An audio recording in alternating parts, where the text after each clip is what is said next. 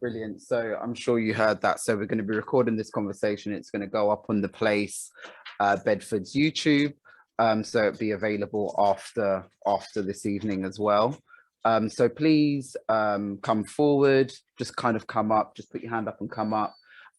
If you kind of want to ask a question to either Joella or to Chris. And if you're not comfortable with being recorded, please just kind of position yourself in a space to allow for that as well.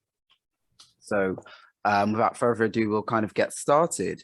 So I'll do some quick introductions, then we can get into the conversation and talk a little bit about becoming a queen. Absolutely.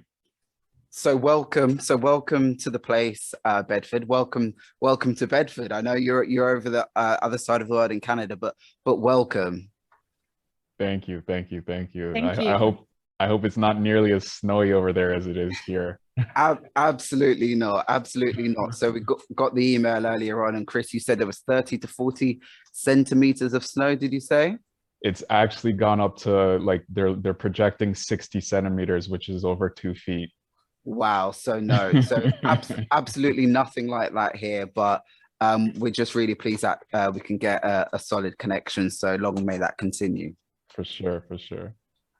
So my name's Simon, and I founded Parent Discussion, and it's an opportunity to meet and connect with other people in our community, to talk about things which are important to us, issues which are important to us, but also a really strong theme on well-being and celebrating our culture and our identity. So today, one of the things that we wanted to do was curate, as part of this film season, create a series of films which did exactly that. And one being one of my major loves and one of my passions, Carnival, it kind of really made sense for us to kind of host and screen Becoming a Queen. And I've been really excited to be able to do that and be able to bring it to Bedford and bring it to England, bring this film to England as the premiere, as the first kind of showing of Becoming a Queen as well. So we're really excited to do that. So Chris and Joella, just, if you could kind of just give us a brief introduction, a brief kind of intro of yourselves, that would be really great. Joella, you want to go first? Sure. Hi, everybody. I'm Joella. I am from Toronto, and my background is Caribbean. My parents are from St. Vincent. I am in Becoming a Queen. I am the 9-time queen here in Toronto for our carnival that we have here. And I'm also an actor and a performer in my regular life. And I just became, well, not just, I have a 6-month-old at home now. So I just became a mom during COVID. So congratulations. Thanks, Simon.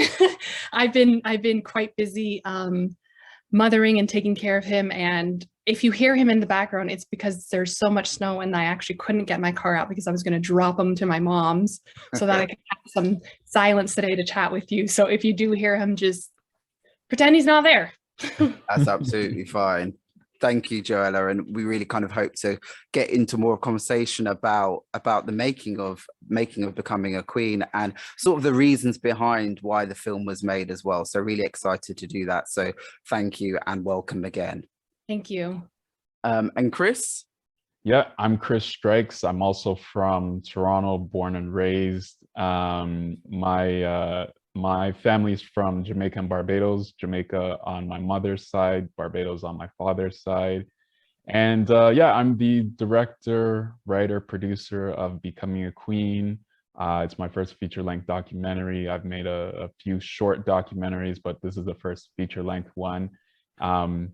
My career started out in music videos, done videos for a number of artists, including Dexter Daps on the dancehall side, Masha Montano on the soca side, and then a number of hip hop artists and R&B artists that are a little bit more local. But yeah, that's a little bit about me, and I'm really excited to be a part of this. And I have to say, Simon, I really love your shirt.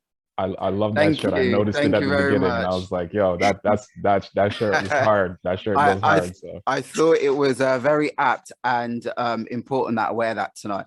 And being as you both kind of introduced, and obviously we saw in the film, that real strong kind of Caribbean connection and from the diaspora in terms of, in terms of your heritage, Joella, and being from St. Vincent, I thought it's only right that I also kind of share in a very proud way where my family are from as well. So hailing from Grenada, specifically Carriacou, so actually not too far from St. Vincent, not too far. So it was really, especially it being cold, not as cold as where you are, but being a cold Monday evening, it was nice to have some of that injection of the West Indies, of the Caribbean on a big screen as well.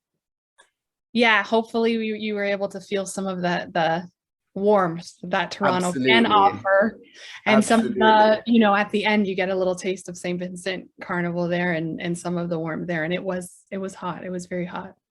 Absolutely. So thank you. So one of the things that I wanted to do is maybe kind of just kickstart off this conversation just with a particular question, and then I will hand it over to the floor to anybody who wants to ask any more questions and be in conversation with both of yourselves, if that's okay. Is everybody okay with that? Fabulous. So one of the questions really that I wanted to kind of ask initially and explore was, how did the partnership between yourselves kind of come about? What was that process like? Yeah, I'll take that. I actually met Joella at a diversity initiative event at our national broadcaster, CBC event. And she looked familiar to me at the time, and I never knew why. And but we worked on a short film, a comedy short film, where she was one of the leads in it. And then I realized when I went to her house to do the table read, I realized where I recognized her from, that I recognized her as like the Queen of Carnival. I had known her sister before, and I never, her sister Mishka, and I never knew that the two of them were sisters. And I'm like, oh, this is where I recognize you from, right? And then when you go into Joella's house, or Joella's mother's house, is like you see, it's like a little mini carnival museum. You see photos all over the walls.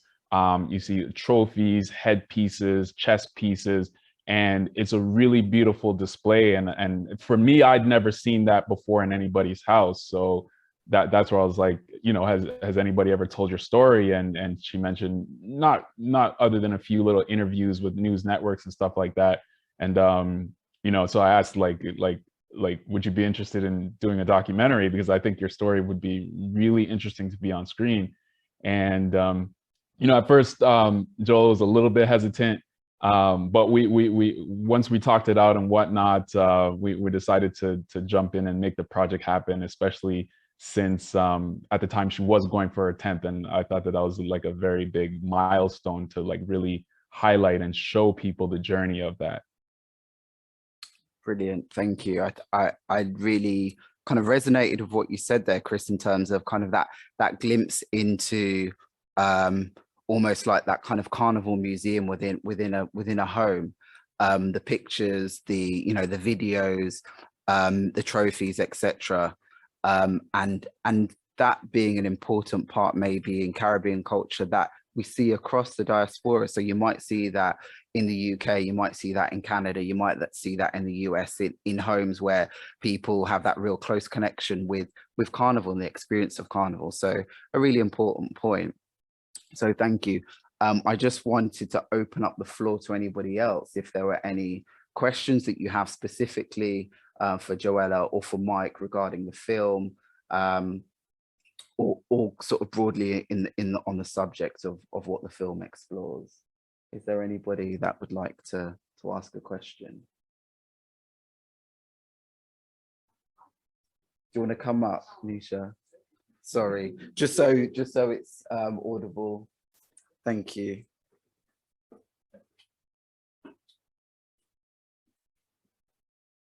Hi, my name's Anisha. Hello. Hi, I'd just like to find out, since the documentary, has it helped to advertise Catapult Carnival in Toronto in terms of funding? So that was one of the things that resonated with me, that everything's done from individuals' own pockets. Has that changed at all, and has it helped to explore it as an art form as well? Hmm. You want to take that, Joella? Yeah, that's a great question. I don't think the film itself has done that, no. I would like it to have more of these open discussions where we can sort of see how we can be supported more. Because of COVID, there's been no festival, and I think there's sort of a restructuring that's about to come up for Carnival, and hopefully the funding aspect will change. It's sort of like, because it's so personal and it's like our culture, I don't know if it's supported by the country. It kind of feels like you're in a little silo. And I would love for the film, to reach other people so they could kind of see the importance, because I am a Canadian Caribbean woman, and I feel like because I was born and raised in Canada, this is so important to Canadian heritage. And so it does deserve to be funded and supported in that way. But no, Nisha, I would say the film has not yet done that. So the hope is that in some time it does. And a lot of people who watch the film are involved in the culture because they are excited to see it, because they've never seen something done like this. So, we're looking to get more outreach and get people who don't really know about the festival to support and see the film and support the festival in the future. Yeah, and just to piggyback off of what Joella is saying, because one of the big I guess unfortunate scenarios is the fact that COVID has prevented the festival from happening. So hopefully, it's being planned to happen for 2022 for this year, and hopefully it does actually happen this year. But one of the things that we want to do is, because we recently did land a distribution deal, so part of the strategy is to release this film publicly within Canada and then even wider, with the lead up to Carnival here in Toronto, and also Carnival in St. Vincent, because they're around the same time. I believe they're about 3 weeks apart, 2.5, 3 weeks apart. So that's sort of the tentative plans for now, and hopefully from there, with the combination of Carnival coming back in person and this film being out there, hopefully going forward for 2023 and beyond, this will help to attract more of an audience for Carnival, more funding for Carnival, so that it doesn't feel, as Joella was saying, so niche where it's just our community, but the wider Canadian community feels like it's a Canadian thing. Thank you.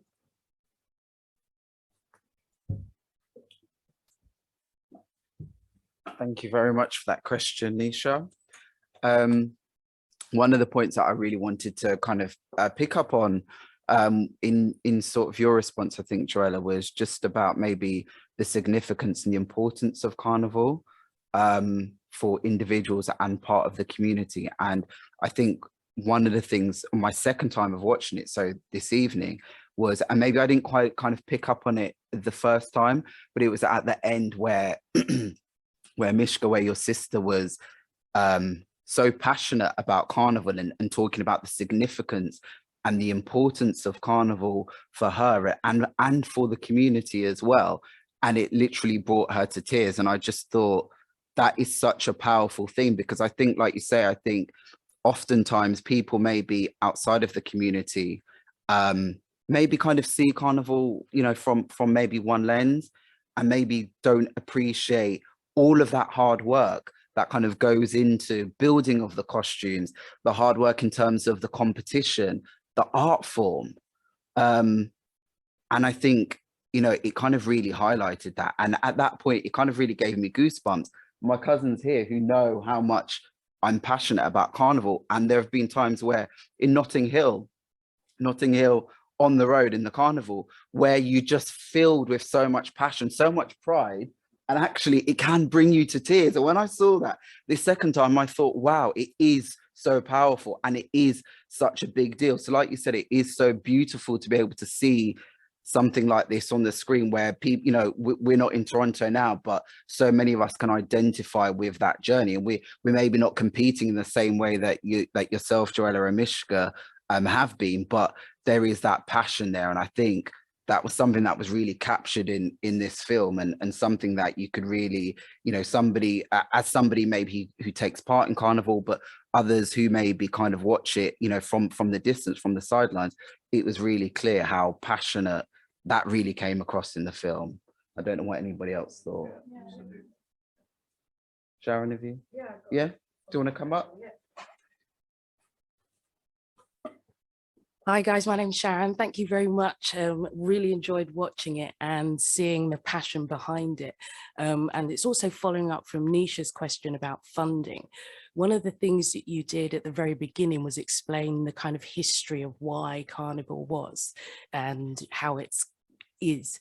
But what really, I got immersed into Carnival very late. I had quite conservative Jamaican parents there.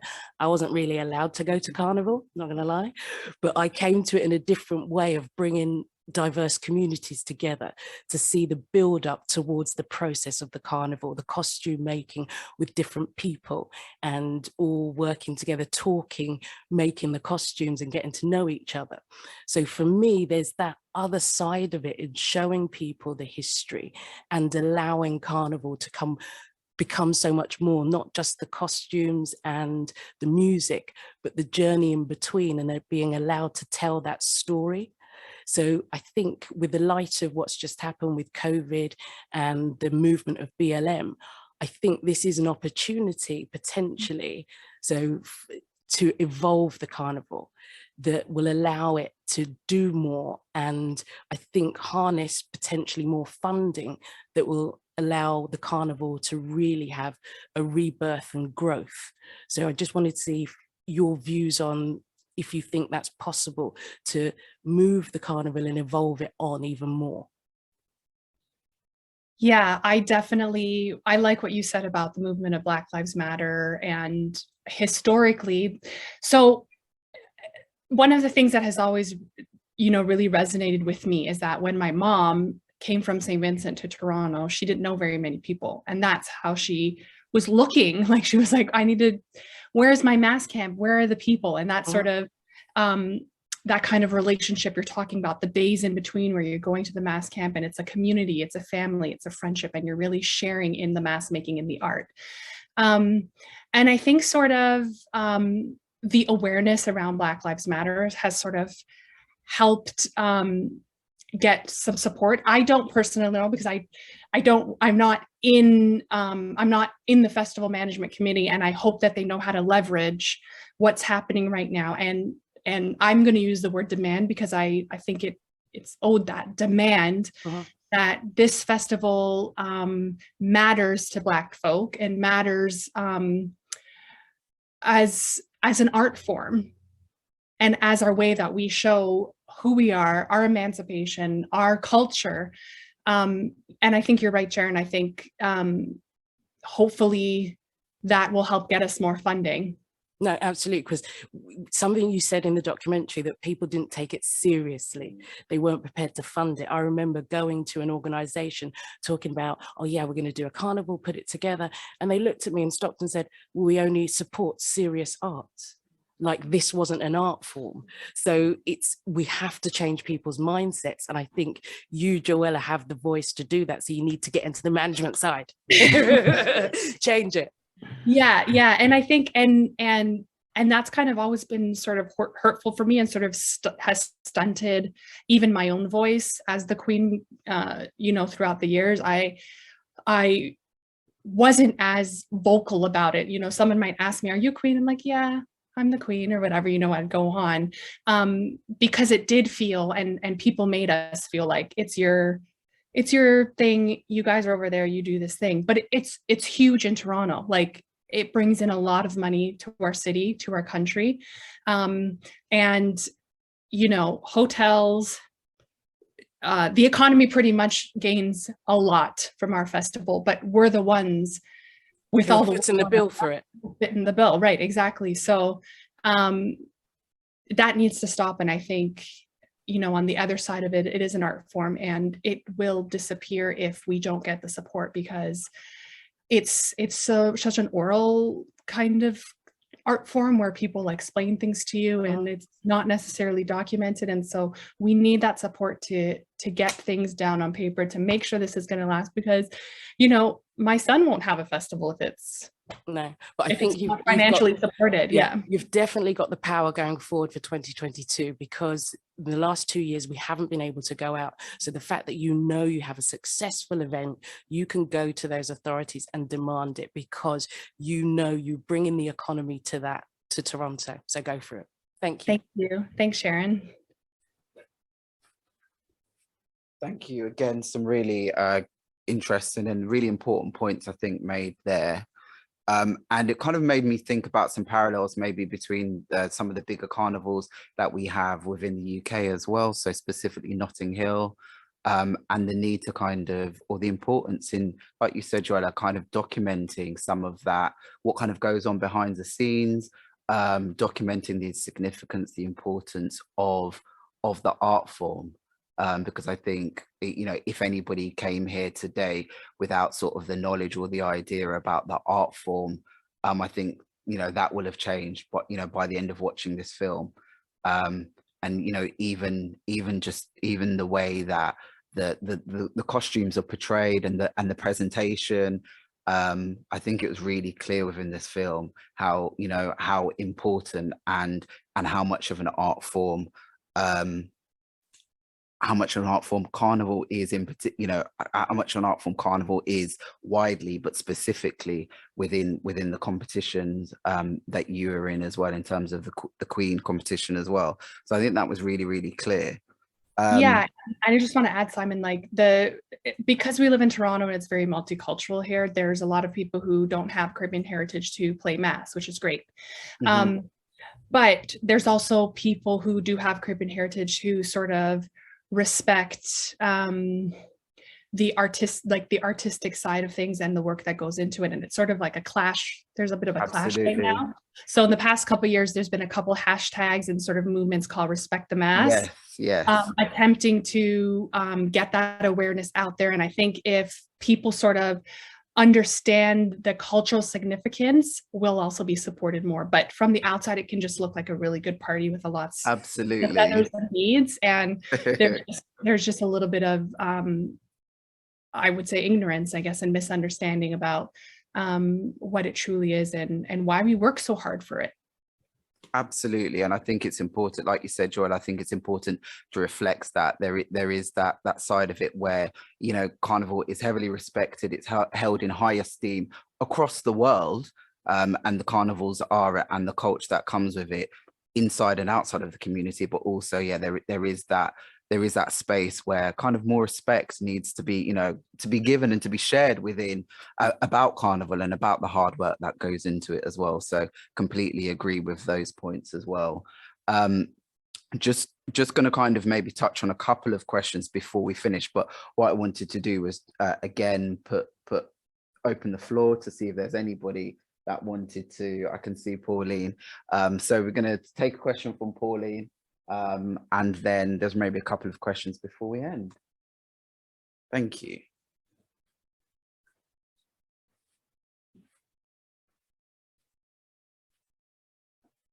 Hello. Hello. Hi.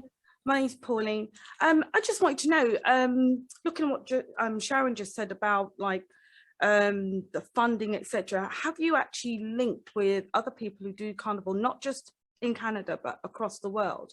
Because obviously, you know, there's quite a few places that still do carnival from that Caribbean perspective.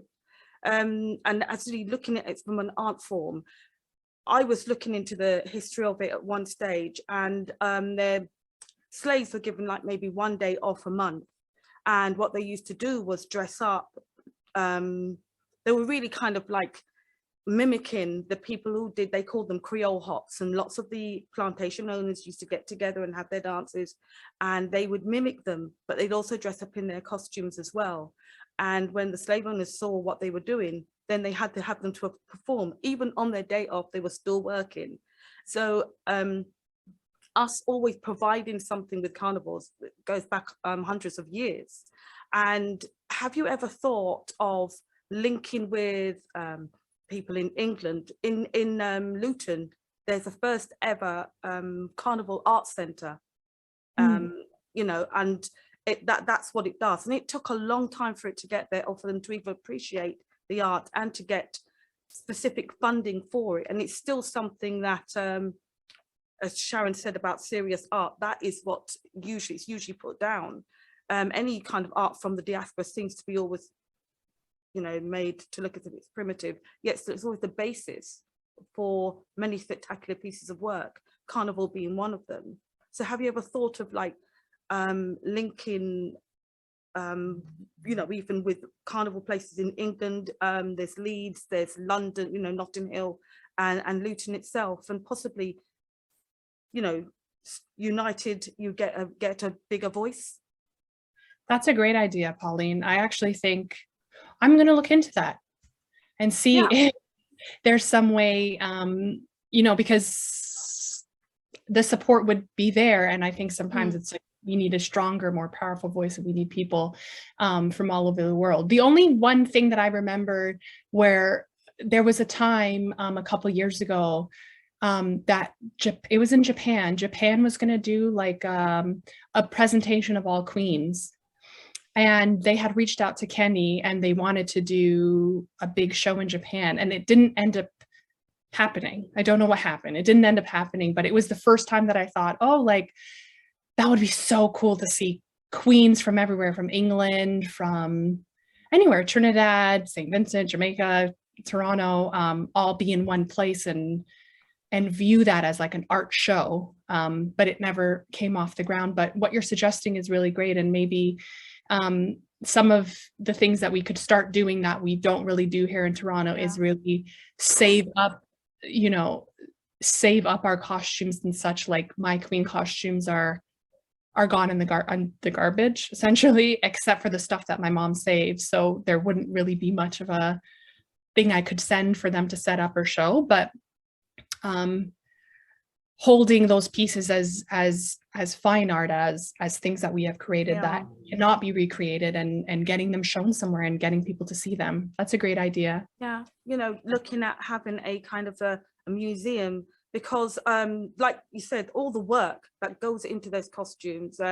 I've run similar workshops to you, looking at carnival dance, art, you name it. We did a summer school, which was really, really well attended, but it took oh crikey, lots and lots and lots of meetings to get the funding, because we were going to do something based on carnival. Everybody else got their funding and they were just going to maybe possibly play tic-tac-toe and whatever, but you know, we were going to do something that was so constructive and educational.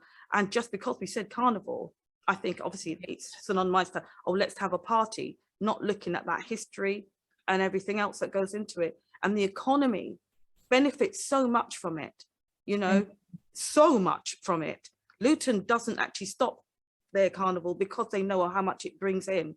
Yet all those moans every year, but yet still the amount of revenue it brings into the town is unbelievable. So I'll give Simon some names of people that I know from different carnivals, and do that, because I think it's something great. Thank you. And it was wonderful, and you were great, and you should have won. Thank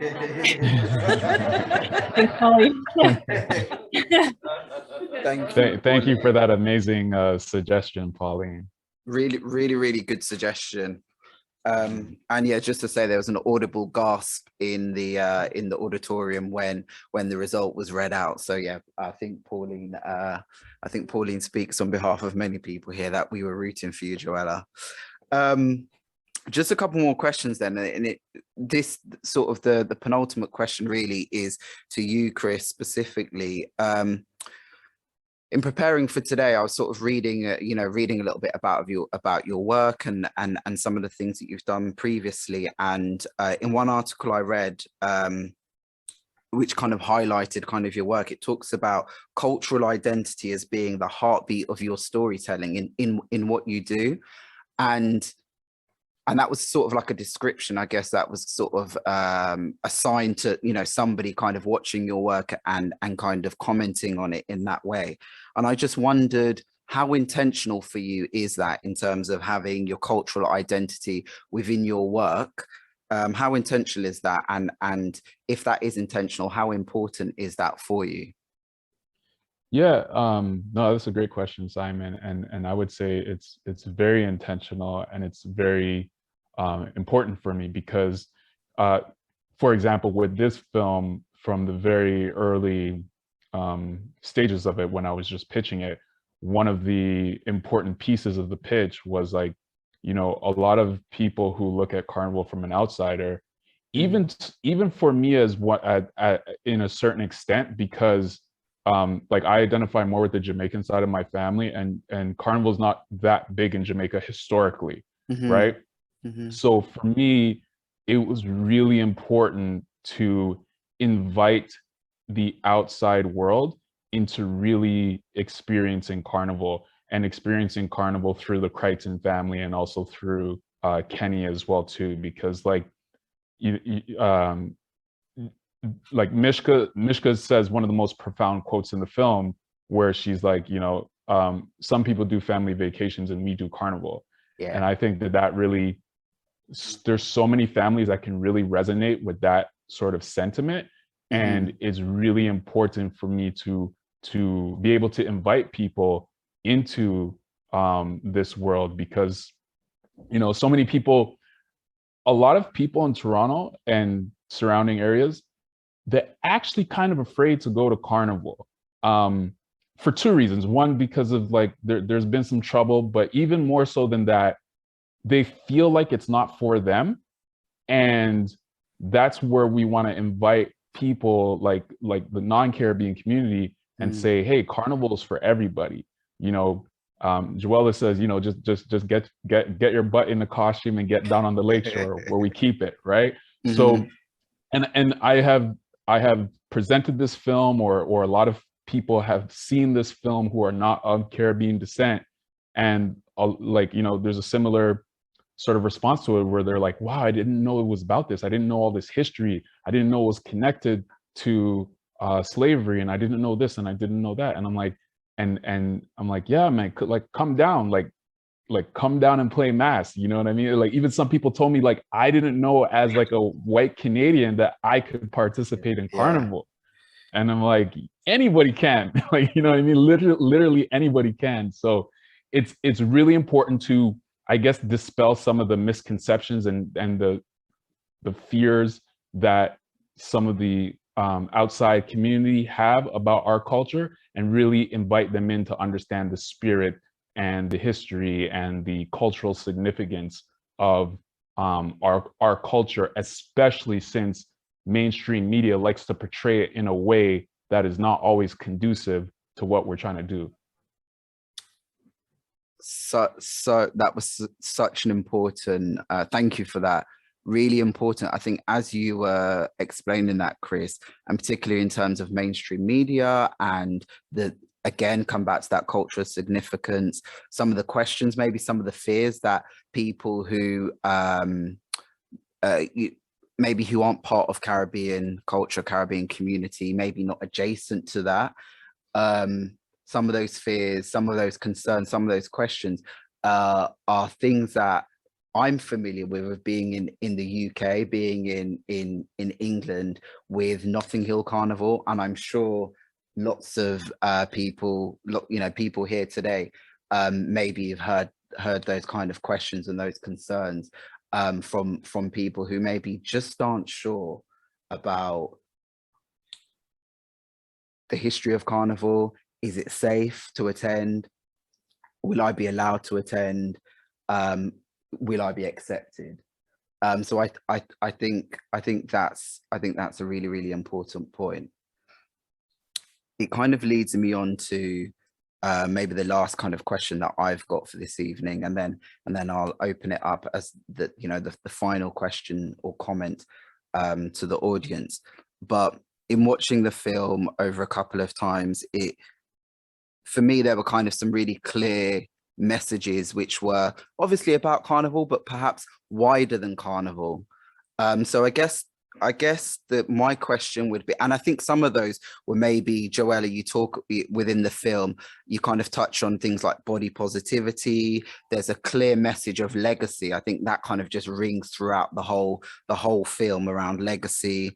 And something that I picked up as well was about, which kind of was my interpretation from, you know, from how you talk about it on screen, Joella, is sort of that pressure to replicate success as well. So I just wondered from both of you, really, what would you say, maybe outside of what we talked about, perhaps, what would you say sort of the wider themes or take-home messages that you would like to see people kind of leave with once they've watched the film? Do you want me to go first, Chris? Sure. I think love,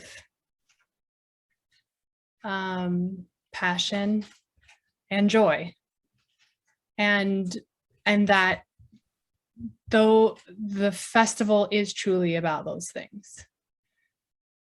And if you do ever play Mass, wherever you are, you will experience that. And I want to excite people about the culture, about costume making and carnival and the true meaning behind it. Yeah, that's what I hope. Brilliant, thank you. Absolutely, and I really feel that really comes through. It comes through on screen. Yeah, and I would add to that family as well too. The theme of family and as you mentioned, Simon, earlier, legacy. You know, those are things that really stuck out for me as I was filming the film, and even before that, as I did pre-interviews with Joella and seeing how much of a family event this was. Because again, for me, even though I went to Carnival almost every year since I was like young until now, I didn't fully like deeply understand it. Like I kind of more so look at it as a party in the bacchanal.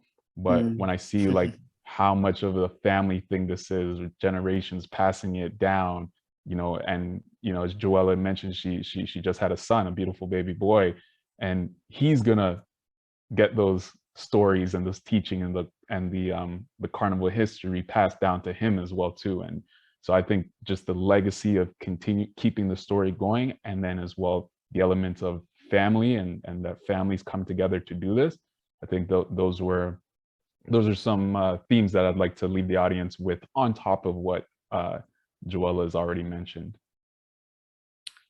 Thank you very much. What I will say is, from a really personal perspective, I think in kind of curating and selecting this film, those were the things that you've mentioned. Those are the things that I was kind of going in hoping that it would achieve, and thinking it's an opportunity to kind of showcase Caribbean culture, perhaps to an audience that are maybe less familiar with it. And I think those themes that you mentioned really resonated, and those are things that I'd hope that would happen. You talk about the joy, you talk about family, you talk about legacy, and I think that, you know, for the hour and a half kind of being immersed in your world, Joella, and the world of your family and your wider community, I think that really comes through. So I just wanted to say thank you for being able to give us the opportunity to share it, to share the film today in Bedford on a Monday night in a cold January Monday night.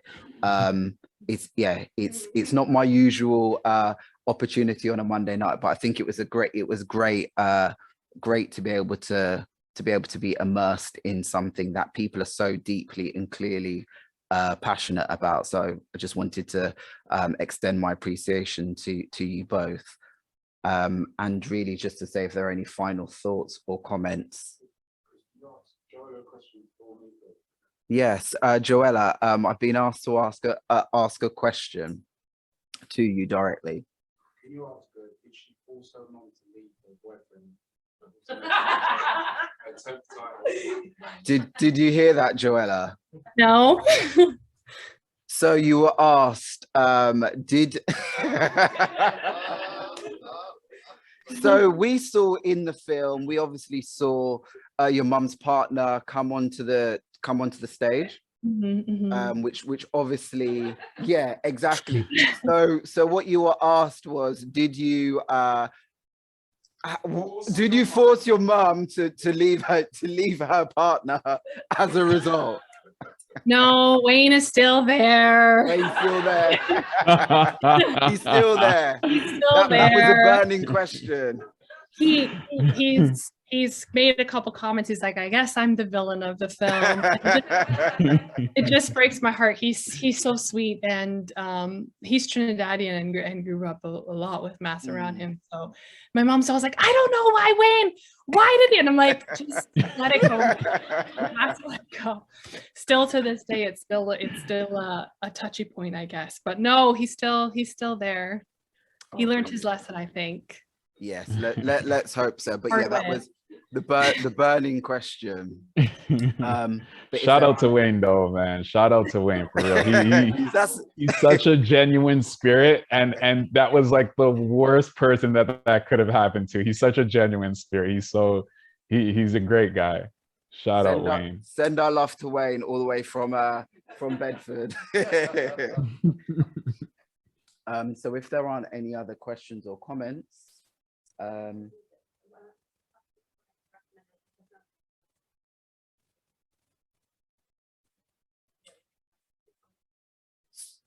so we were just asked if we wanted to recommend this film to anyone else. So within the UK, I'm guessing, are there other opportunities for the film to be screened? Is it going to be on sort of platforms, other platforms where it can be viewed? Yeah, that's what we're looking at currently, because as I mentioned, we do have a distribution deal within Canada at the moment in time, and we're looking for, I actually have some meetings later this week about some deals, some offers on the table about wider distribution, so US and Europe. So we just have to see kind of like how that all comes together. But one way or another, the film will be available to UK audiences later in the year. So we just got to see like what that looks like and how we make that happen. Absolutely, that's really positive. And I think one thing that we can do from our end is make sure that we share the socials when the videos are up on the YouTube. We'll make sure that that your social media is attached to that. So if people do, if the distribution it's wider and it's available in the UK, then there's an opportunity for people to check the information out as well. Absolutely. We definitely appreciate that. Brilliant. Okay, so I think we're going to end it there. But again, thank you for the film. Thank you for taking the time out of your schedule as well to talk with us. I think it's been a really great opportunity. Thank you for being interested in the film, and thank you for having us. We definitely appreciate it. Yeah, thank you. I really appreciate you guys watching the film, and I hope you enjoyed a little bit of my life. Should I show you the baby before we go? Do you guys want to see it? His name is Solomon. Hello, Solomon. Oh, hello. Hi, this is who I've been talking to. Oh. Hi, they're all in the UK. We'll have to come and visit you guys and come to your carnival. Oh, absolutely. Yeah. Please do. Yeah. Thank care. You. Thank you so much. Thank you, guys. Bye. Bye. Thank you. Take care.